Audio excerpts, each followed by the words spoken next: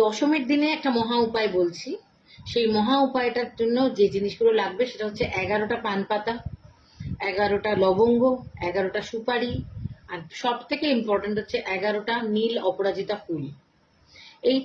এই চারটে জিনিস, তার সাথে একটা করে পান পিছু একটা করে কাঁচা টাকা, মানে টোটাল 11 টাকা, কিন্তু প্রত্যেকটা 1 টাকার কয়েন হতে হবে।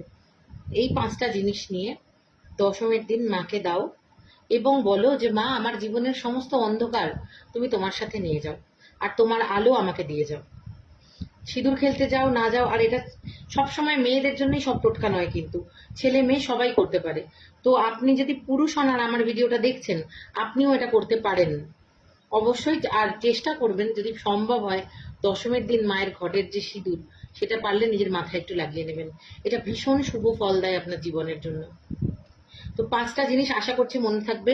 11টা পান, 11টা লবঙ্গ, 11টা নীল অপরাজিতা ফুল,